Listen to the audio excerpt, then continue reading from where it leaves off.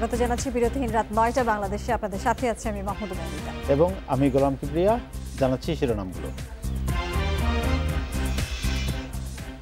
ফেব্রুয়ারির মধ্যে ৩ কোটি করোনা ভ্যাকসিন আনা বাস্তবসম্মত নয়, স্বাস্থ্য সচিবের বক্তব্যের কড়া সমালোচনা।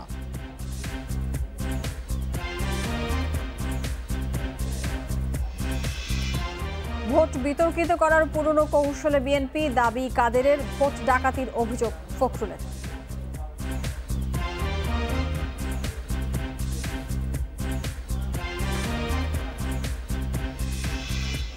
জনপ্রিয়তায় ভীত হয়েই স্বেচ্ছাসেবক লীগ নেতা মাহমুদুরকে হত্যা করা হয়েছে বলে দাবি, বিএনপি নেতাসহ আটক ৪।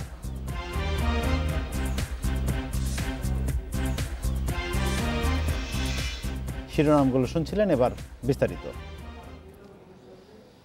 ফেব্রুয়ারির মধ্যে দেশে ৩ কোটি করোনা ভ্যাকসিন আনার ঘোষণা দিয়েছেন স্বাস্থ্য সচিব। তবে বিশ্বের কোনো ভ্যাকসিনই এখনও চূড়ান্ত হয়নি, তাই এ ধরনের ঘোষণা বাস্তবসম্মত নয় বলছেন বিশেষজ্ঞরা। তাদের পরামর্শ, করোনা মোকাবিলায় ভ্যাকসিনের অপেক্ষা না করে স্বাস্থ্যবিধি মানার উপর জোর দিতে হবে। আমরা আশা করছি ৩ কোটি ভ্যাকসিন আমরা পাবো। অক্সফোর্ডের যে ভ্যাকসিন। শনিবার কিশোরগঞ্জে এক মতবিনিময় সভায় এ ঘোষণা দেন স্বাস্থ্য সচিব আব্দুল মান্নান। তিনি জানান, করোনা মোকাবিলায় ফেব্রুয়ারির মধ্যে দেশে আসছে ৩ কোটি ভায়াল ভ্যাকসিন। তবে এই বক্তব্যের সঙ্গে দ্বিমত বিশেষজ্ঞদের। যেহেতু বিশ্বের সব ভ্যাকসিনই এখনও ক্লিনিক্যাল ট্রায়ালের বিভিন্ন পর্যায়ে আছে, তাই করোনা ভ্যাকসিন কখন বাজারে আসবে তা এই মুহূর্তে বলা সম্ভব নয়, জানিয়েছেন তারা। ৩ কোটি ভ্যাকসিন, অক্সফোর্ড ভ্যাকসিন আসবে আমাদের বাংলাদেশে, ভাবতেও অবাক লাগে। অক্সফোর্ড ভ্যাকসিন বানাবে ১০ কোটি, আমাদেরকে ৩ কোটি উনি নিয়ে আসবে। আমাদের মাননীয় প্রধানমন্ত্রী, স্বাস্থ্য মন্ত্রণালয়ের মন্ত্রী আছেন, আমি জানি না আপনার সরকারের সাথে এরকম 3 কোটি ভ্যাকসিন আসবে চুক্তি হয়েছে কিনা আমি জানি না, কোত্থেকে আসে এই কথা।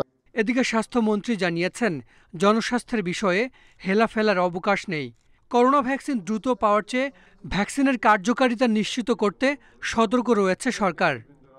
এখনো কোনো ভ্যাকসিন ফাইনাল হয় নাই, মার্কেটে আসে নাই, 3rd স্টেজ ট্রায়ালে আসে, 4th স্টেজ এখনো আসে নাই। তা আমরা সবগুলোর সাথে যোগাযোগে আছি। তা আমাদের ভ্যাকসিন সিলেকশনটা বিভিন্ন চিন্তা ভাবনা করে আমরা একটা ফাইনাল করছি এবং ইনশাআল্লাহ আমরা অতি শীঘ্রই আমরা এই বিষয়টি নিয়ে আরও আপনাদের সামনে কিছু বলতে পারবো। করোনা ভ্যাকসিন আবিষ্কার হলেও তা কতটুকু সুরক্ষা দেবে তা নিয়ে সংশয় প্রকাশ করলেন করোনা প্রতিরোধ জাতীয় পরামর্শ কমিটির সভাপতি। সঠিকভাবে স্বাস্থ্যবিধি মানলে তা ভ্যাকসিনের চেয়েও কার্যকরী বলে মনে করেন তিনি। ভ্যাকসিন কবে আসবে আমরা জানি না, আশাবাদ থাকা ভালো। সেই ভ্যাকসিন কতদিন সক্ষমতা দিয়ে প্রোটেকশন দিবে, আজ পর্যন্ত কোনো ভ্যাকসিন প্রোটেকশন কিন্তু বলে না। তারা বলছে আমাদের ভ্যাকসিন শক্তিশালী কাজ করছে, অ্যানিমেল মডেলের কাজ করছে, ফেজ 1 ফেজ 2তে কাজ করছে, ফেজ 3 চলছে, কিন্তু কেউ বলে নাই এটা 6 মাস, 1 বছর না 2 বছর প্রোটেকশন দেবে। সো ঘুরে বলতে গেল the best thing is ultimately again স্বাস্থ্যবিধি মেনে চলা। বিশ্বের বিভিন্ন দেশের 200টিরও বেশি ভ্যাকসিনের ট্রায়াল চলছে, তার মধ্যে বাংলাদেশেরও একটি। আর অক্সফোর্ডের ভ্যাকসিন সহ 9টি রয়েছে চূড়ান্ত পর্যায়ে। মানুষের পাশে আমরাই ছিলাম। Hasan Misbah, independent news, Dhaka. এ নিয়ে কথা বলতে রাজধানীর উত্তরা থেকে আমাদের সঙ্গে যুক্ত আছেন অধ্যাপক ডক্টর ইকবাল আরসালান। ডক্টর ইকবাল আরসালান, আপনাকে স্বাগত। আমরা দেখছিলাম যে এই স্বাস্থ্য সচিবের বক্তব্যটি, এবং তিনি দাবি করেছিলেন, তিনি বলেছিলেন যে ফেব্রুয়ারির মধ্যে 3 কোটি ভ্যাকসিন আসবে। এই যে তিনি একটি বক্তব্য দিয়েছেন, এই বক্তব্যের ভিত্তিটা কি, মানে কিসের উপর ভিত্তি করে তিনি এই কথা বলেছেন? ধন্যবাদ। আসলে উনি কিসের উপরে ভিত্তি করে বলেছেন এটা আমার পক্ষে বা আমাদের মতো যারা আছেন তাদের পক্ষে বলা মুশকিল, এবং মাননীয় মন্ত্রী মহোদয় জানেন কিনা সেটাও তিনি স্পষ্ট করে আজকের যে সভার আপনি একটু আগে প্রচার করলেন বক্তব্য, সেখানেও তিনি সুস্পষ্টভাবে মাননীয় মন্ত্রী মহোদয় কিছু বলেননি। আর যে কথাটা সেটা হচ্ছে যে আমরা জানি সেটা যে আমরা যদি দেখি যে WHO যে ভ্যাকসিন যে লিস্ট আমরা সেখানে দেখি, তাহলে আমরা দেখতে পাই যে 100 যে আপনার 96টা দেশ 198টা প্রতিষ্ঠান, দেশ এবং প্রতিষ্ঠান মিলে হচ্ছে যে আপনার এই ভ্যাকসিন ডেভেলপ করার চেষ্টা করছে। এর মধ্যে 42টি প্রতিষ্ঠান তারা আপনার ক্লিনিক্যাল ট্রায়ালে আছে, আর হচ্ছে যে 156টি প্রি ক্লিনিক্যাল ট্রায়ালে আছে। এবং এই ক্লিনিক্যাল ট্রায়াল আপনারা জানেন, ইতিমধ্যে সবাই জেনে গেছে, ফেজ 1, ফেজ 2, ফেজ 3। এবং যে আপনার ভ্যাকসিন 6টি ভ্যাকসিন লিমিটেড আপনার পারমিশন পেয়েছে। লিমিটেড পারমিশন হচ্ছে যে তাদের দেশের মধ্যে কোনো আন্তর্জাতিক সংস্থা কর্তৃক বা WHO কর্তৃক কিন্তু তারা এখনো স্বীকৃতি পায়নি, যার ফলে তারা এটাকে বাজারজাত করতে পারছে না যতক্ষণ পর্যন্ত আন্তর্জাতিক স্বীকৃতি না পাচ্ছে বাজারজাত করবার জন্য। এখন হচ্ছে যে এবং যারা গবেষক তারাও বলছেন যে কখন তারা আনতে পারবেন এখনো নিশ্চিত না, এবং অনেকে আশাবাদ করছেন যে আগামী বছরের মাঝামাঝি সময় তারা এটা বাজারে আনতে পারবেন। তাহলে সেই সমস্ত যে তথ্যপত্রের বিবেচনায় আসলে আমি মনে করি যে আপনার এটা নির্ভরযোগ্য বা বিশ্বাসযোগ্য না যে ফেব্রুয়ারি মাসের মধ্যে যে বাংলাদেশ ভ্যাকসিন আনতে সক্ষম হবে। আরসালান, আরেকটু জানতে চাই আপনার কাছে, আপনি বলছিলেন যে আগামী বছরের মাঝামাঝি হয়তো ভ্যাকসিন বাজারে আসবে, সেই ক্ষেত্রে বাংলাদেশে এসে পৌঁছাতে এটি তারপরেও কতটা সময় লাগতে পারে? আর বাংলাদেশের যেই জনগোষ্ঠী তারা সবাই যদি ভ্যাকসিন পেতে চায় সেই প্রক্রিয়াটা শেষ হতে কতটা সময় লাগতে পারে? ধন্যবাদ। আপনার হচ্ছে যে বাংলাদেশে কবে আসবে সেটাও নির্ভর করছে যারা ব্যবস্থাপনায় আছেন তাদের যে পদক্ষেপগুলোর উপরে। যেমন আপনারা ইতিমধ্যে দেখেছেন বিশ্বের বিভিন্ন উন্নত দেশসমূহ যারা ভ্যাকসিন গবেষণা শুরু করেছেন তখন থেকেই তাদের সাথে তারা আপনার যোগাযোগ স্থাপন করেছেন, এবং ইতিমধ্যে অনেক রাষ্ট্র সেই সমস্ত ভ্যাকসিন উৎপাদনকারী বা যাদের সম্ভাবনা আছে বাজারজাতকরণের, তাদের কিন্তু তারা উৎপাদনের চাইতেও বেশি সংখ্যক ভ্যাকসিন ইতিমধ্যে অগ্রিম আপনার কিনে ফেলেছেন। তো সেই সমস্ত বিবেচনায় আমরা কিন্তু এখনো তাদের সাথে আমরা আলোচনা করছি, কিন্তু যারা অগ্রিম কিনে ফেলেছে তাদেরকে না দিয়ে যে আমাদেরকে আগে দেবে, এটা আসলে ভাবা খুবই কঠিন ব্যাপার। আরেকটি বিষয় হচ্ছে যে আপনার যদি হার্ড ইমিউনিটির জন্য আমরা ধরে নেই যে 7% থেকে 70% বলা হচ্ছে, কিন্তু সাধারণভাবে সংক্রামক রোগের ক্ষেত্রে আমরা চিকিৎসকরা জানি যে 80% লোকের যদি সংক্রমিত হয় অথবা ভ্যাকসিন দেওয়া যায় তাহলে হার্ড ইমিউনিটি হবে। সেই বিবেচনা আমরা যদি সবচাইতে কম দেখি যে 60%, তাহলেও আমাদের প্রায় আপনার যে আপনার হচ্ছে প্রায় 13 কোটি মতো আপনার হচ্ছে যে লোককে ভ্যাকসিনেটেড করতে হবে, তার মানে প্রায় 26 কোটি আপনার ভায়াল বা ভ্যাকসিন বা ডোজ আমাদের লাগবে। তো সেইটা সংগ্রহ করতে আমাদের মনে হয় যে যদি আমরা খুব আশাবাদী হই তাহলেও সেটা হচ্ছে 25-26 সাল পর্যন্ত হয়তো লেগে যাবে আমাদের এই ভ্যাকসিন সবাইকে। ডক্টর ইকবাল আরসালান, আপনাকে অনেক ধন্যবাদ আমাদের সঙ্গে যুক্ত থাকার জন্য। দেশে করোনায় আরো 14 জনের মৃত্যু হয়েছে। এই নিয়ে মোট প্রাণহানি হলো 5660 জনের। 110টি ল্যাবে 24 ঘন্টায় 12,189 নমুনা পরীক্ষায় করোনা শনাক্ত হয়েছে 1274 জনের। পরীক্ষা বিবেচনায় শনাক্তের হার 10.74%। রবিবার স্বাস্থ্য অধিদপ্তরের বিজ্ঞপ্তিতে জানানো হয়েছে দেশে মোট করোনা আক্রান্তের সংখ্যা দাঁড়িয়েছে 3,88,569 জনে। সুস্থ হয়েছেন আরও 1,674 জন। এনে মোট সুস্থ 3,03,972 জন।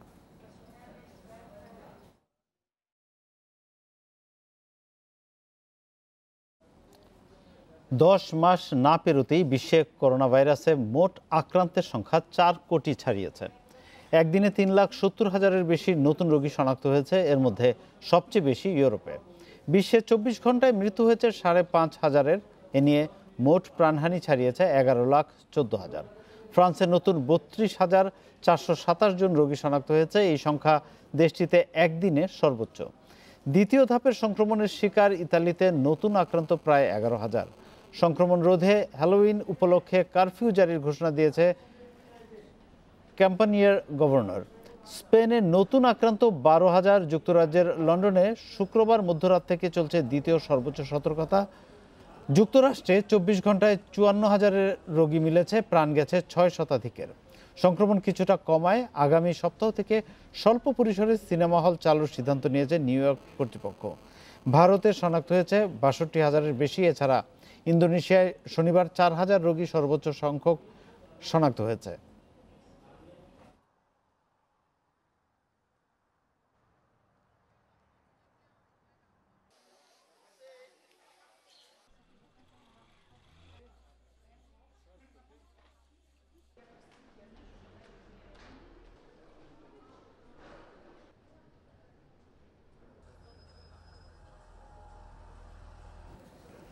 করোনায় বাড়িতে থেকে পড়াশোনায় মনোযোগী হতে শিক্ষার্থীদের প্রতি আহ্বান জানিয়েছেন প্রধানমন্ত্রী শেখ হাসিনা। পাশাপাশি শিশুরা যাতে করোনা মোকাবিলায় মাস্ক পরা সহ সব ধরনের স্বাস্থ্যবিধি মেনে চলে সে বিষয়ে সচেতন হতে অভিভাবকদের প্রতি আহ্বান জানিয়েছেন তিনি। সকালে বঙ্গবন্ধুর ছোট ছেলে শেখ রাসেলের জন্মদিন উপলক্ষে আয়োজিত অনুষ্ঠানে তিনি এইসব কথা বলেছেন। ইউনিভার্সিটি ল্যাবরেটরি স্কুলে সারা মাঠ জুড়ে রয়েছে শহীদ শেখ রাসেলের অস্তিত্ব। এই মাঠেই বন্ধুদের সঙ্গে খেলেছেন Sheikh Russel. University laboratory school জুড়েই ছিল তার চঞ্চল উপস্থিতি। এই স্কুলের শ্রেণীকক্ষে বসে শিক্ষকদের কাছে পাঠ নিয়েছেন 1975 সালের 14 আগস্ট পর্যন্ত। তার স্মৃতিকে ধরে রাখতে তাই ল্যাবরেটরি স্কুলের মাঠে আওয়ামী লীগের ত্রাণ ও সমাজ কল্যাণ উপকমিটির উদ্যোগে নির্মিত হয়েছে শেখ রাসেলের মুরাল। প্রিয় ছোট ভাইয়ের 56তম জন্মবার্ষিকীতে গণভবন থেকে ভিডিও কনফারেন্সে যুক্ত হয়ে শেখ রাসেলের মুরাল ও শহীদ শেখ রাসেল ভবন উদ্বোধন করেন প্রধানমন্ত্রী Sheikh Hasina. Sheikh Russel roller skating complex থেকে শিশুরাও যুক্ত হয় ভিডিও কনফারেন্সে। এ সময় দেখানো হয় অ্যানিমেটেড মুভি। মায়ের হাসির আলোর মতো উজ্জ্বল, সূর্যের চেয়েও যেন কি ঘন চুল। অনুষ্ঠানে শেখ রাসেলকে নিয়ে স্মৃতিচারণ করেন বড় বোন শেখ হাসিনা। 1964 সালের এই দিনে জন্ম নেওয়া শেখ রাসেলের জীবন কুড়িতেই ঝরে যায় বলে আক্ষেপ বড় বোনের। কিন্তু তার জীবনটা শেষ হয়ে যায়, একটি ফুল কুড়িতেই শেষ হয়ে যায় আর তা ফুটতে পারেনি। আধুনিক শিক্ষায় শিক্ষিত হয়ে দেশের সেবায় কাজ করতে শিশুদের উৎসাহিত করেন প্রধানমন্ত্রী। করোনা পরিস্থিতিতে শিশুদের প্রতি যত্নবান হতে অভিভাবকদের প্রতি আহ্বান জানান শেখ হাসিনা। আমি অভিভাবকদের অনুরোধ করব যে যার যা নিজের ছেলে মেয়ে তাদেরকে অন্তত তাদের লেখাপড়ার দিকে মনোযোগ দেওয়া, পাশাপাশি তাদের একটু খেলাধুলা বা তাদের যেন এক্সারসাইজ করতে পারে সেই ব্যবস্থাটা আপনারা নেবেন। পড়াশোনায় মনোযোগ দিতে শিশুদের প্রতি তাগিদ দেন প্রধানমন্ত্রী। শিশুদের জন্য বাসযোগ্য দেশ গড়ে তোলার প্রত্যয় জানান শেখ হাসিনা। আমি তাদের বলবো যে মনোযোগ দিয়ে লেখাপড়া করতে হবে, যে হোক ঘরে বসে পড়াশোনা করা এবং সেই সাথে সাথে নিজেদের যার কেউ আর্ট করতে পারে, কেউ খেলাধুলা করতে পারে, যে যেটুকু পারে সেটুকু তাদের করতে হবে এবং সেভাবে নিজেদেরকে ব্যস্ত রাখতে হবে যেন যখন স্কুল খুলবে তখন যেন তারা ভালোভাবে আবার স্কুলে যেতে পারে, পড়াশোনা করতে পারে। এর আগে বঙ্গবন্ধু আন্তর্জাতিক সম্মেলন কেন্দ্রে শেখ রাসেল শিশু কিশোর পরিষদের অনুষ্ঠানে যুক্ত হয়ে ভিডিও চিত্রে তাদের কার্যক্রম দেখেন প্রধানমন্ত্রী। স্মৃতির পাতায় শেখ রাসেল শীর্ষক বইয়ের মোড়ক উন্মোচন করেন তিনি। এ সময় এসএসসিতে জিপিএ 5 প্রাপ্ত শিক্ষার্থীদের পুরস্কার ও শিক্ষাবৃত্তি দেওয়া হয়। দরিদ্র ও মেধাবীদের হাতে তুলে দেওয়া হয় ল্যাপটপ। শাহাদাত স্বপন, ইন্ডিপেন্ডেন্ট নিউজ, ঢাকা। শনিবারের উপনির্বাচনে কেন্দ্রে পোলিং এজেন্ট না দিয়ে ভোট বিতর্কিত করার পুরনো কৌশলে মেতেছে বিএনপি, দাবি আওয়ামী লীগ সাধারণ সম্পাদক ওবায়দুল কাদেরের। আর ফল প্রত্যাখ্যান করে বিএনপি মহাসচিব মির্জা ফখরুল ইসলাম আলমগীর বলেন, 2018-র জাতীয় নির্বাচনের মতোই সব উপনির্বাচনে ভোট ডাকাতি করে জয় পেয়েছে আওয়ামী লীগ। শনিবার অনুষ্ঠিত জাতীয় সংসদের ঢাকা 5 ও নওগাঁ 6 আসনের উপনির্বাচন নিয়ে বিপরীত অবস্থানে আওয়ামী লীগ ও বিএনপি। 2 আসনে আওয়ামী লীগ প্রার্থী বিজয়ী হবার পর দলের পক্ষ থেকে বলা হয়, ভোটার উপস্থিতি কম থাকলেও নির্বাচন সুষ্ঠু ও শান্তিপূর্ণ হয়েছে। তবে যথারীতি নির্বাচনে কারচুপির অভিযোগ করে ফলাফল প্রত্যাখ্যান করেছে বিএনপি। সকালে বঙ্গবন্ধু শেখ মুজিবুর রহমানের কনিষ্ঠ পুত্র শেখ রাসেলের 57তম জন্মদিন উপলক্ষে রাজধানীর বনানী কবরস্থানে শ্রদ্ধা জানানো শেষে সড়ক পরিবহন ও সেতুমন্ত্রী ওবায়দুল কাদের বলেন, ঢাকা 5-এর নির্বাচনে জনমতের প্রতিফলন ঘটেছে। বিরোধী দল নির্বাচনের আগে যে হম্বি করেছে, ইলেকশনের দিন তাদের ভোট আনার বা ভোট কেন্দ্রে আসার কোনো আগ্রহই ছিল না। সেখানে উপনির্বাচন হিসাবে আমার মনে হয় ঈশ্বর দিকে ভালো উপস্থিতি ছিল। এদিকে রোববার দুপুরে গুলশানে দলের চেয়ারপারসনের কার্যালয়ে সংবাদ সম্মেলনে বিএনপি মহাসচিব মির্জা ফখরুল ইসলাম আলমগীর অভিযোগ করেন, ঢাকা ৫ ও নওগাঁ ৬ উপনির্বাচনে ব্যাপক ভোট ডাকাতি করেছে আওয়ামী লীগ। নির্বাচন কমিশন তার দায়িত্ব পালন না করে দর্শকের ভূমিকায় ছিল বলেও অভিযোগ করেন তিনি। জাতীয় সংসদের উপনির্বাচনে আওয়ামী লীগ এবং সরকার দলীয় সন্ত্রাসী আইন শৃঙ্খলা রক্ষাকারী বাহিনীর সহায়তায় 2018 সালের জাতীয় নির্বাচনের মতোই ত্রাস সৃষ্টি করে এবং কেন্দ্র দখল করে জাল ভোট দিয়ে সিল মেরে বিরোধী দলের এজেন্টদের কেন্দ্র থেকে জোর করে বের করে দিয়ে ভোট ছিনতাই করে। উপনির্বাচনের ফলাফল বাতিল ও পুনরায় নির্বাচনের দাবিতে সোমবার সারা দেশে মহানগর ও জেলা সদরে এবং পরদিন উপজেলা এবং থানা পর্যায়ে বিক্ষোভ সমাবেশ ও মানববন্ধনের ঘোষণা দেন বিএনপি মহাসচিব। শনিবার উপনির্বাচনে নওগাঁ ৬ আসনে ৩৬% বেশি ভোট পড়লেও ঢাকা ৫-এ ভোট পড়েছে মাত্র 10.43%। Jahanara Parvin, independent news, Dhaka. এ নিয়ে কথা বলতে রাজধানীর বসুন্ধরা থেকে আমাদের সঙ্গে যুক্ত আছেন স্থানীয় সরকার বিশেষজ্ঞ ডক্টর নাসিম বানু। ডক্টর নাসিম বানু, আপনাকে স্বাগত। আমরা দেখছিলাম এই যে সম্প্রতি যে দুটি উপনির্বাচন হয়ে গেল, ঢাকা ৫ এবং নওগাঁ ৬, সেখানে ভোটারের উপস্থিতি একেবারেই কম। এর আগের উপনির্বাচনগুলোতেও কিন্তু কম ছিল, কিন্তু এবার একেবারে আশঙ্কাজনক, উল্লেখযোগ্য হারে কম। তো এই যে ভোটারের আগ্রহ কমে যাচ্ছে নাকি ভোটার আসতে চাচ্ছে না, কি কারণে এত কম ভোটার দেখতে পাচ্ছি আমরা এই ভোটগুলোতে, এই নির্বাচনগুলোতে?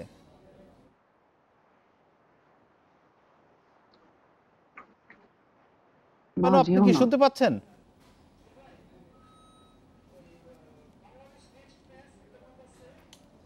ডক্টর নাসিম বানু, আপনি কি শুনতে পাচ্ছেন?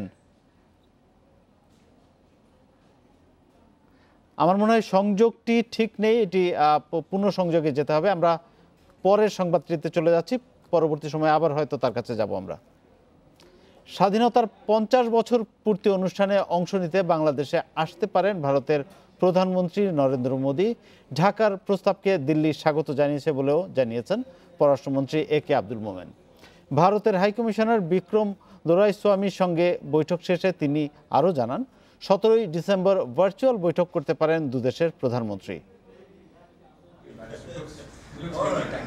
ভারতীয় হাইকমিশনের দায়িত্ব নেবার পর প্রথম পররাষ্ট্রমন্ত্রীর সঙ্গে বৈঠক করলেন নতুন হাইকমিশনার বিক্রম কুমার দোরাইস্বামী। রাষ্ট্রীয় অতিথি ভবন পদ্মায় এ বৈঠক শেষে মন্ত্রী জানান, দুদেশের পররাষ্ট্রমন্ত্রী পর্যায়ের বৈঠকে নেওয়ার সিদ্ধান্ত দ্রুত পর্যালোচনার আহ্বান জানিয়েছে ঢাকা।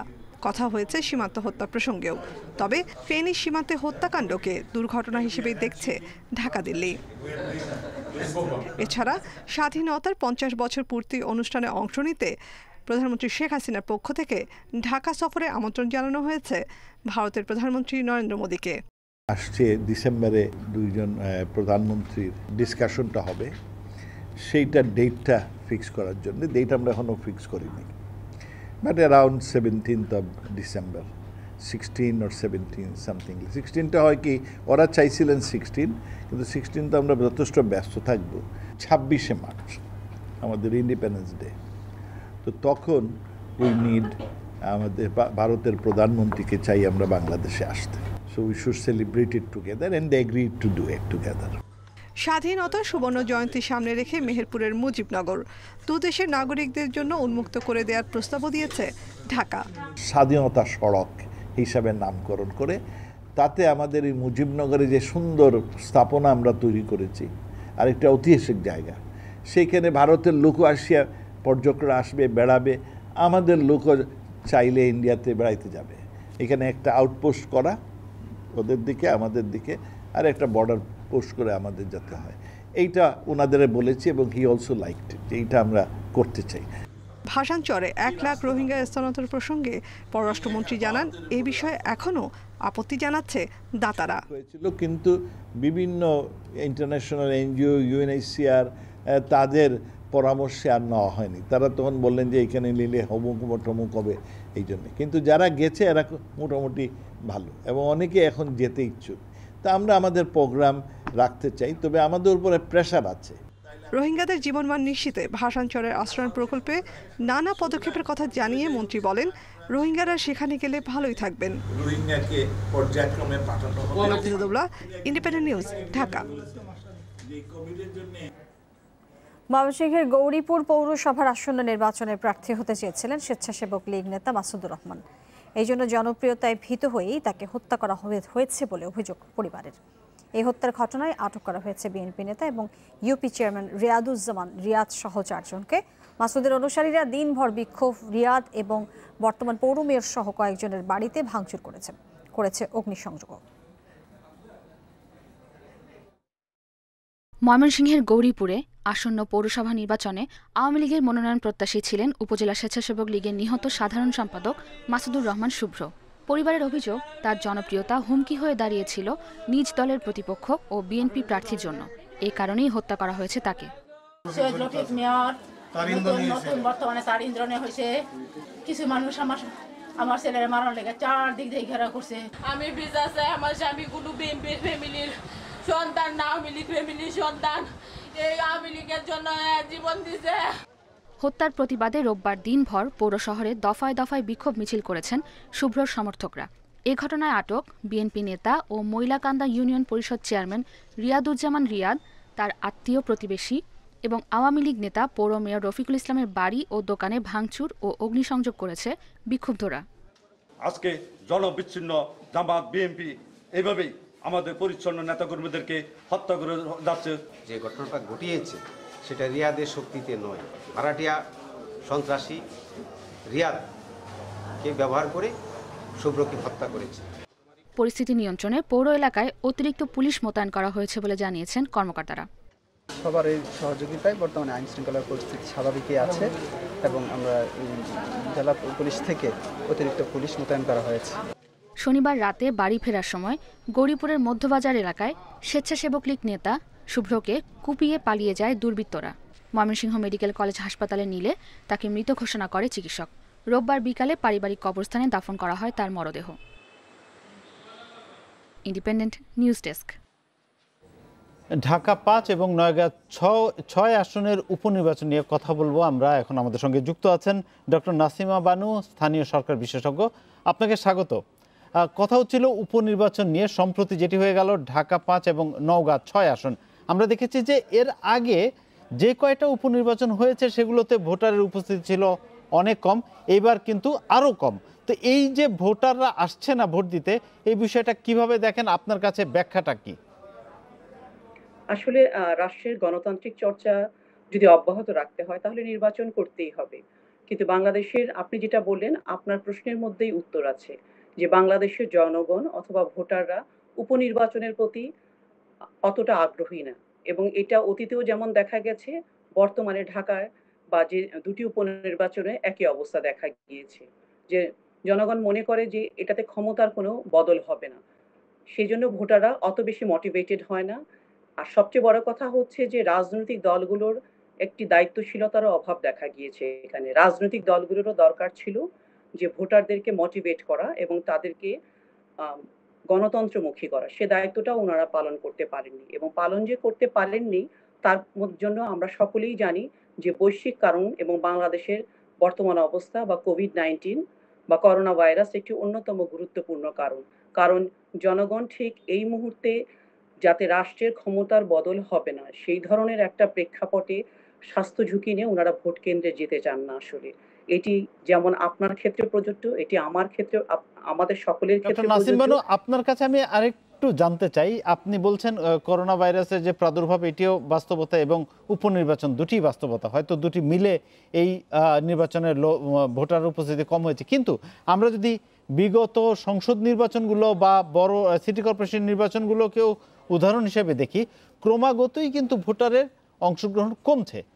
এই যে ধরেন আমরা এই উপনির্বাচন বা করোনার প্রভাব যদি আমরা বাদও দেই, তাতেও কিন্তু একটা যেই ধারা সৃষ্টি হয়েছে তাতে ভোটাররা কম আসছে আগের নির্বাচনগুলোর তুলনায়। এটি যদি অব্যাহত থাকে তাহলে কোন দিকে যাবে আমাদের গণতন্ত্র? এটি একটি প্রশ্ন। আর আপনি বলছিলেন ভোটারদেরকে মোটিভেট করা, সেটা কিভাবে করা সম্ভব? মোটিভেট করাটা আসলে আপনি যেটা বলছেন যে জাতীয় পর্যায়ে নির্বাচন বলেন বা স্থানীয় পর্যায়ে নির্বাচনে বলেন, জাতীয় নেতাই বলেন বা স্থানীয় পর্যায়ের নেতাই বলেন, ওনাদেরকে জনগণের কাছাকাছি আসতে হবে, জনগণকে বোঝাতে হবে যে ওনারা জনগণের প্রতিনিধি আর কি, ওনাদের কাছে জনগণের রায়টা কতটা মূল্যবান সেটা বোঝাতে হবে। এবং এটা আসলে একদিনে সম্ভব না, এটা একটা দীর্ঘমেয়াদী পরিকল্পনা করতে হবে। আমি যদি বলি তাহলে আমি বলবো যে টোটাল শিক্ষা ব্যবস্থার মধ্যেও এটাকে একটা ইনস্টল করে দিতে হবে, অর্থাৎ স্কুল, কলেজ, ইউনিভার্সিটিগুলোতে এগুলো স্টুডেন্টদেরকে বোঝাতে হবে যে তাদের ভোটাধিকারটা কি এবং তারা আসলে রাষ্ট্র পরিচালনার প্রতিনিধি নির্বাচনে তাদের ভূমিকাটা কি। এটা আসলে বুঝাতে পারলেই দেখা যাবে যে জনগণ স্বতঃস্ফূর্তভাবে ভোটে অংশগ্রহণ করছে। স্টুডেন্ট যখন বাড়ি ফিরে বাড়িতে বলবে সবাইকে, বাবা মাকে বা তার আরো যারা পরিবারে বসবাস করছেন আর কি, তখন দেখা গেল সেই একজন ইউনিভার্সিটি স্টুডেন্টই একটা বাসায় ভোট কেন্দ্রে নেওয়ার জন্য পরিবারের সকল সদস্যকে নেতৃত্ব দিতে পারে। এটি আমাদেরকে একদিনে যে অবস্থায় আমরা এখন এসেছি আপনি বলছেন আর কি, বা আমরাও কিছুটা অনুভব করছি, এটা একদিনে এই সমস্যার সমাধান হবে না। আমাদেরকে একটা দীর্ঘমেয়াদী পরিকল্পনা করতে হবে, কাউন্সিলিং করতে হবে। স্থানীয় পর্যায়ের নেতাদের একটা দায়িত্বই থাকে যে তারা স্কুল কলেজগুলোতে মোটিভেশনের কাজ করবে এবং এই মোটিভেশনাল ওয়ার্কের মধ্যে এটা একটা অন্যতম গুরুত্বপূর্ণ বিষয় হিসাবে রাখতে হবে যে স্টুডেন্টদেরকে মোটিভেট করতে হবে এবং ছোটবেলা থেকে তাদেরকে এই সচেতনতাটা দিতে হবে যে তাদের এটা একটা নৈতিক অধিকার, এটা তার রাষ্ট্রীয় অধিকার এবং জনগণ যদি সচেতন না হয় তাহলে আসলে ভোট কেন্দ্রে তারা যাবে না। আর এখানে শুধুমাত্র যে স্কুল, কলেজ বা ইউনিভার্সিটিগুলোরই দায়িত্ব আছে আমি বলবো না। ডক্টর নাসিম বানু, আপনাকে অনেক ধন্যবাদ আমাদের সঙ্গে যুক্ত থাকার জন্য। যেসব বিশ্ববিদ্যালয় রাজি থাকবে তাদেরকে নিয়ে এই গুচ্ছ পদ্ধতিতে ভর্তি পরীক্ষা হবে বলছে বিশ্ববিদ্যালয় মঞ্জুরি কমিশন। পদ্ধতি নিয়ে সিদ্ধান্ত না হলেও অনলাইনে পরীক্ষা নেওয়ার বিষয়টি আলোচনায় আছে। প্রযুক্তি বিশেষজ্ঞরা বলছেন অনলাইনে ভর্তি পরীক্ষা নেওয়ার বাস্তবতা নেই বিশ্ববিদ্যালয়গুলোর। করোনার কারণে বাতিল হয়েছে এইচএসসি পরীক্ষা। জেএসসি এবং এসএসসির ফলের উপর ভিত্তি করে ডিসেম্বরের শেষ সপ্তাহে ফল দেয়া হবে। এখন শিক্ষার্থীদের চিন্তার বিষয় কিভাবে পাবলিক বিশ্ববিদ্যালয়ে ভর্তি পরীক্ষা নেওয়া হবে, কারণ বিশ্ববিদ্যালয় পরিষদ এরই মধ্যে সিদ্ধান্ত নিয়েছে পরীক্ষা ছাড়া ভর্তি করা হবে না। মঞ্জুরি কমিশন বলছে পদ্ধতি নিয়ে পর্যালোচনা চলছে, পরীক্ষা হবে গুচ্ছ পদ্ধতিতে। অনলাইনে পরীক্ষা নেওয়ার বিষয়টি নিয়েও ভাবা হচ্ছে। এটা কি গুচ্ছ পদ্ধতিতে হবে না সমন্বিত পদ্ধতি হবে, সেটি আরেকটি প্রশ্ন এসে গিয়েছে। আমরা ইতিপূর্বে সিদ্ধান্ত নিয়েছি বিশ্ববিদ্যালয়গুলোর ভর্তি পরীক্ষা এবছর গুচ্ছ পদ্ধতিতে হবে। ঢাকা বিশ্ববিদ্যালয় ও বুয়েট পরীক্ষা পদ্ধতি চূড়ান্ত করেনি। এ নিয়ে মঙ্গলবার বসছে ঢাকা বিশ্ববিদ্যালয়ের ডিনস কমিটি, আর শিগগিরই বসছে বুয়েটের একাডেমিক কাউন্সিল। কিভাবে, কোন পদ্ধতিতে, কোন প্রক্রিয়ায়, কি শর্তে ভর্তি কার্যক্রম পরিচালিত হবে সে বিষয়টি আমাদের একটু আলোচনা লাগবে। আমাদের 14,000 পর্যন্ত পরীক্ষা নেওয়ার মতো আমাদের ক্যাপাসিটি রয়েছে, সেটা কিভাবে আমরা নিব সেই বিষয়টিও আসলে আমাদের একাডেমিক কাউন্সিলে সেটির চূড়ান্ত সিদ্ধান্ত হবে। তবে প্রযুক্তি বিশেষজ্ঞরা বলছেন পাবলিক বিশ্ববিদ্যালয়ে ভর্তি পরীক্ষায় যেরকম প্রতিযোগিতা হয় তাতে অনলাইনে পরীক্ষা নেওয়াটা বাস্তবসম্মত হবে না। নর্মালি একটা অনলাইন সিস্টেমে 10 জন, 20 জন বা 1000 জনের পরীক্ষা নেওয়া এক কথা, আর সেখানে কয়েক লাখ পরীক্ষার্থীর একসাথে পরীক্ষা নেওয়া ডিফারেন্ট একটা জিনিস। এবার এইচএসসি পরীক্ষার্থী 14 লাখের মতো। বিপরীতে পাবলিক বিশ্ববিদ্যালয়ে আসন আছে প্রায় 64,000। সংশ্লিষ্টরা বলছেন স্বাভাবিক ভর্তি পরীক্ষার সময় জালিয়াতির চেষ্টা করে বেশ কয়েকটি প্রতারক চক্র। এই অবস্থায় অনলাইনে ভর্তি পরীক্ষা নিলে কতটুকু নিরাপত্তা নিশ্চিত করা সম্ভব হবে, সেক্ষেত্রে বিশ্ববিদ্যালয়গুলোর সক্ষমতা পুরোপুরি আছে কিনা সেটি নিয়ে প্রশ্ন তুলেছেন তারা। নূরে আলম, ইন্ডিপেন্ডেন্ট নিউজ, ঢাকা। আগামীকাল থেকে ঢাকা দক্ষিণ সিটিতে রাস্তার উপর থাকা ইন্টারনেট এবং ডিশ লাইনের তার সরানোর কাজ শুরু হবে জানিয়েছেন মেয়র ফজলে নূর তাপস। দুপুরে নগর ভবনে ইন্টারনেট সার্ভিস প্রোভাইডার এবং কোঅপ নেতাদের সঙ্গে বৈঠক শেষে মেয়র বলেন ঐক্যমতের ভিত্তিতে একটি সুন্দর এবং পরিচ্ছন্ন ঢাকা উপহার দিতে চান তিনি। আর সেবা প্রতিষ্ঠানের নেতারা জানিয়েছেন কর্তৃপক্ষের সহযোগিতার আশ্বাস পাওয়ায় ঝুলন্ত তার অপসারণের কাজ শুরু করবেন তারা। ঢাকা দক্ষিণ সিটিতে ঝুলন্ত তার অপসারণ নিয়ে জটিলতার অবসান হলো। রবিবার দুপুরে নগর ভবনে মেয়রের সাথে কেবল অপারেটর ও ইন্টারনেট সার্ভিস প্রোভাইডার অ্যাসোসিয়েশনের নেতাদের এক বৈঠকে নগরীর রাস্তায় ঝুলন্ত তার সরানোয় ঐকমত্য হন সব পক্ষ। এর আগে অ্যাসোসিয়েশনের নেতারা বিকল্প ব্যবস্থা ছাড়া তার অপসারণের প্রতিবাদে ধর্মঘটের ডাক দিলে তাদের সাথে শনিবার ভার্চুয়াল বৈঠক করেন ডাক ও টেলিযোগাযোগ মন্ত্রী মোস্তফা জব্বার ও তথ্য ও যোগাযোগ প্রযুক্তি প্রতিমন্ত্রী জুনায়েদ আহমেদ পলক।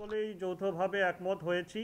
রবিবারের বৈঠক শেষে কেবল অপারেটর ও ইন্টারনেট সার্ভিস প্রোভাইডার প্রতিষ্ঠানের নেতারা জানান তারা ধর্মঘটের সিদ্ধান্ত থেকে সরে এসেছেন। সিটি কর্পোরেশনের সাথে ঐক্যবদ্ধ হয়ে গ্রাহকদের সেবায় বিঘ্ন না ঘটিয়েই আগামীকাল থেকে ঝুলন্ত তার অপসারণের কাজ শুরু করবেন তারা।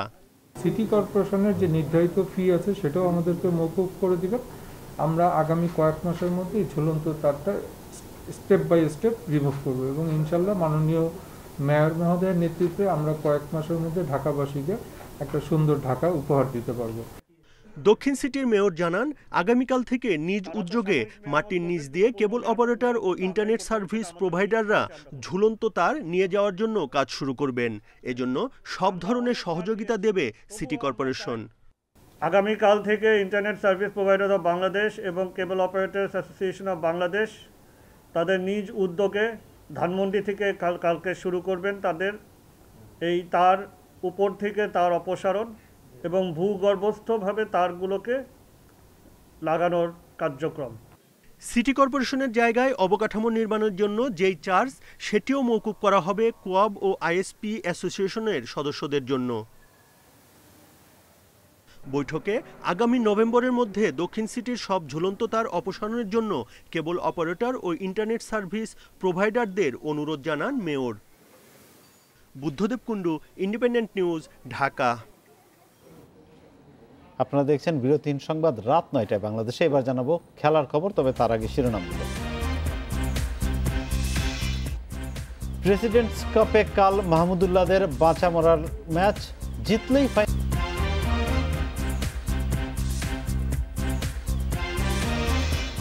এবং স্বল্প প্রস্তুতিতেও শেখ রাসেল অনলাইন শুটিংয়ে বাকির ব্রোঞ্জ জয়, নারী বিভাগে ব্যর্থ আতকিয়া।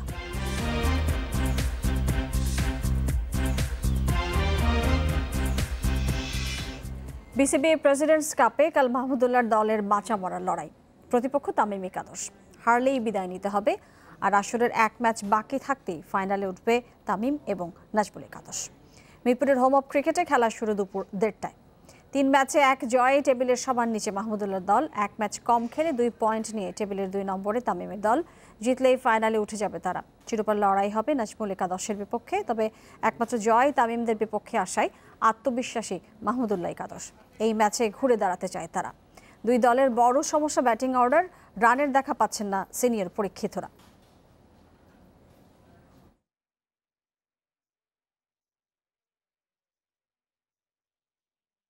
ম্যাচটা খুব ইম্পর্টেন্ট, ফাইনালের থেকে কালকে আমরা যদি জিতি ফাইনাল যেতে পারবো ইনশাল্লাহ। না গেলে পরেরটা কী হবে বলা যায় না, কারণ কালকেটা মেন গেম। তো আমাদের কালকে ইনশাল্লাহ আমরা ফাইনাল মনে করেই খেলি। দেশের প্রতিষ্ঠিত ব্যাটসম্যানদের বড় অংশই যখন বিসিবি প্রেসিডেন্টস কাপে ব্যর্থ, তখন আফিফ হোসেন, ইরফান শুক্কুর, মেহেদী হাসান, তৌহিদ হৃদয়রা দিচ্ছেন নতুন দিনের বার্তা। মুশফিকের পর দ্বিতীয় সেঞ্চুরিটি আসতে পারত আফিফের ব্যাটে।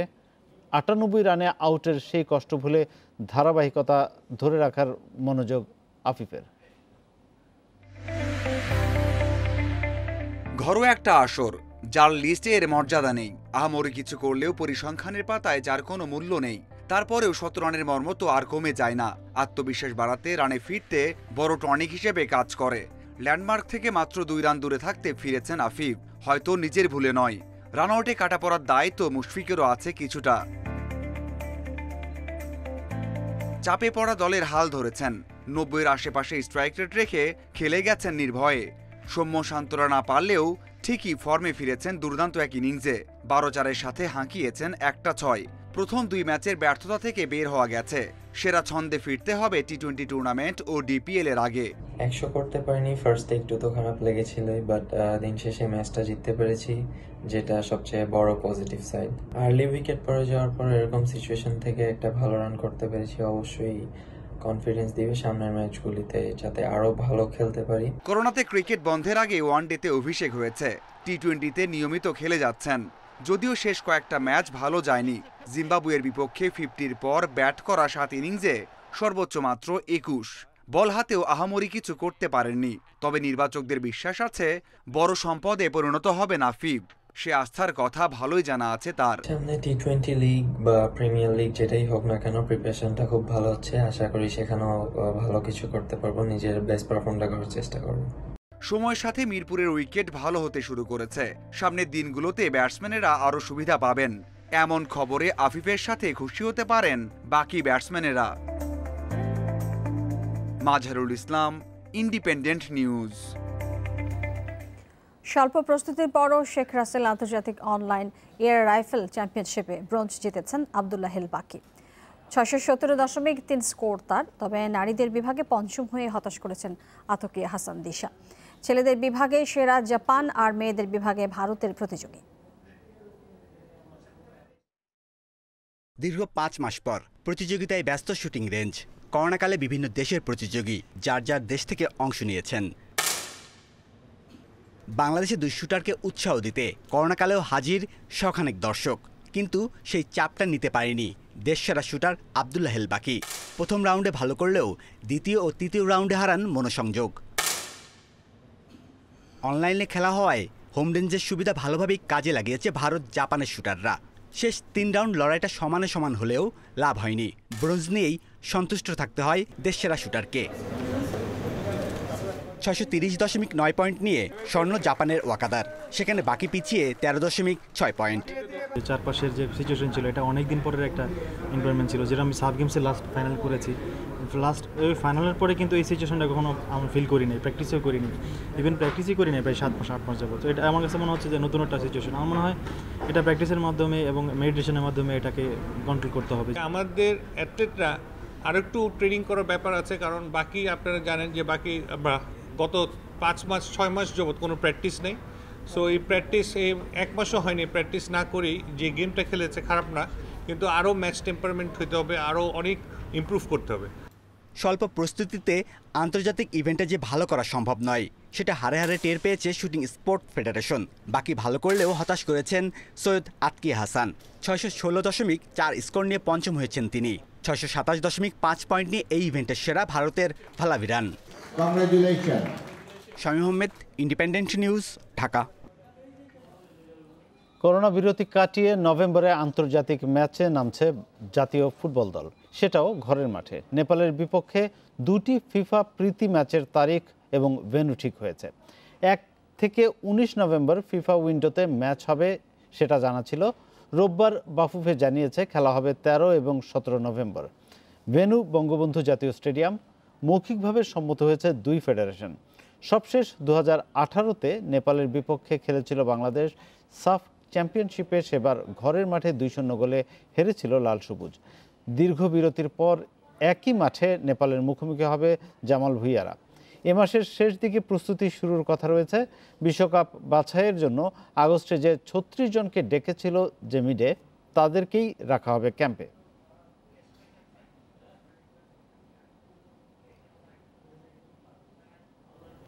আর এই ছিল খেলার খবরে। এবারে থাকছে ভিন্ন প্রসঙ্গ।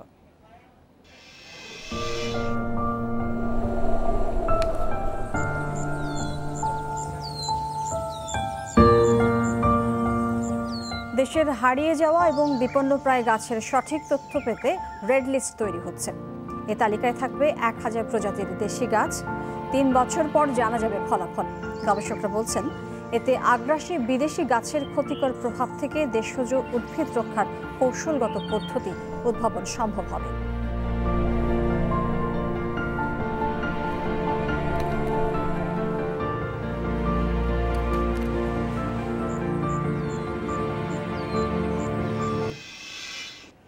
এ নিয়ে প্রতিবেদন থাকছে সংবাদের শেষ অংশে। যাচ্ছি পরের খবরে। রাজধানীর শাওড়াপাড়ায় 1 মাসের বেশি সময় ধরে ওয়াসার পানি সরবরাহ বন্ধ রয়েছে। এর প্রতিবাদে রাজপথে নামল এলাকাবাসী। প্রায় 1 ঘন্টা সড়ক অবরোধ করে রাখে তারা। এদিকে একই অভিযোগে শাহজাদপুরে ওয়াসার আঞ্চলিক অফিস ঘেরাও করে স্থানীয়রা। ওয়াসা বলছে পানির পাম্প নষ্ট এবং পাইপলাইনের কাজ চলায় সাময়িক অসুবিধা তৈরি হয়েছে, শিগগিরই সমাধান হবে বলেও জানানো হয়েছে। পানি নেই, আটকে আছে ঘরের সব কাজকর্ম। পূর্ব শেওড়াপাড়ায় 1 মাসের বেশি সময় ধরে এ অবস্থা। এমন ভোগান্তিতে ক্ষুব্ধ এলাকাবাসী। রোববার সকালে শেওড়াপাড়া বাস স্ট্যান্ড এলাকায় সড়ক অবরোধ করে আন্দোলনকারীরা। এতে তৈরি হয় যানজট। গত 1 মাস যাবত আমরা পুরো এলাকাতে 1 ফোঁটা পানি আসতেছে না আমাদের। আমরা কিভাবে দিন যাপন করতেছি আল্লাহ ছাড়া আর কেউ জানে না। একদল লোক এখানে আমাদের কাছে এসে পানির কানেকশনের জন্য পয়সা দাবি করতেছে, বলতেছে টাকা দিলে তারা লাইন দিয়ে কানেকশন দিয়ে দিবে, পানি এনে দিবে। অথচ আমাদের এখানে 2 মাস ধরে পানি নেই। প্রাইভেট ওয়াসা হয়ে গেছে, ট্যাঙ্কি দিয়ে ট্রাক দিয়ে এনে পানি বিক্রি করতেছে ওয়াসার লোকজনই। যারা একটু কথা বলে ভোকাল তাদেরকে গিয়ে এমন একটা জায়গা থেকে লাইন কানেকশন দিয়ে দেয়, তখন ওরা পায়, ওরা ঠান্ডা হয়ে যায় এবং একটা পর্যাপ্ত টাকা নিয়ে নেয়। একই পরিস্থিতি শাহজাদপুরেও। প্রতিবাদে ওয়াসার আঞ্চলিক অফিস ঘেরাও করে এলাকাবাসী। তবে সে সময় অফিসে কোনো কর্মকর্তাই ছিল না। প্রতি বছর এই সিজন আসলেই তার একটা ক্রাইসিস দেখায় পানি বিক্রি করে। বাট আমরা বাসা বাড়িতে কেউ পানি পাচ্ছি না, পানির জন্য প্রচুর কষ্ট আছে। 400 টাকা গাড়িতে লেখা, ওইটা 600 টাকা নেয়, 600 টাকা নেয় রেট। আর তাও তাদেরকে বহুত তেলায়া বহুত ইয়ে করে তারপর দেওয়া হয়, এমনি দেওয়া হয় না। পানি দেয় হালকা, যেটা আমাদের